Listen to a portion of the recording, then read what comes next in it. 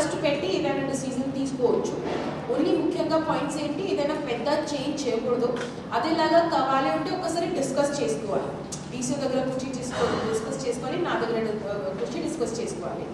మిగతా జనరల్ మనకి ఏదైనా పని ఉంటే, రెగ్యులర్ పని ఉంటే అది ప్లీజ్ ఇది డీసీసీబీ ఎందుకు ఏర్పాటు చేయడం జరిగింది, ట్యాక్స్ ఎందుకు ఏర్పాటు చేయడం జరిగింది అంటే కింద స్థాయి వాళ్ళకి కొంచెం లోన్స్ కావాలి, కోఆపరేటివ్ సొసైటీస్కి ఎలా హెల్ప్ అవుతుంది వాళ్ళు మైండ్లో పెట్టి ఇవన్నీ డిసైడ్ చేయడం జరిగింది.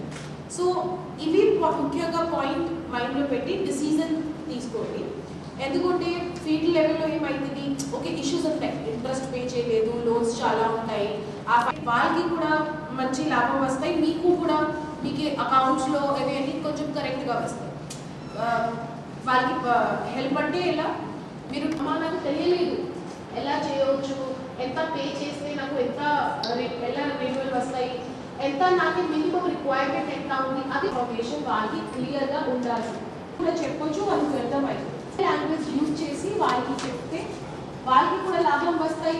ఇచ్చిన సజెషన్స్ కూడా we will consider and put it forward also wherever it is needed. So ఇప్పుడు ఇంత బాగా నుంచి కూడా మీకు చెప్పారు ఇంబ్యాలెన్సెస్ సంబంధించి, అది సంబంధించి చూడాలి. డిపాజిట్స్కి కూడా కొంచెం ఫోకస్ చేస్తే ఇంకా బాగుంది.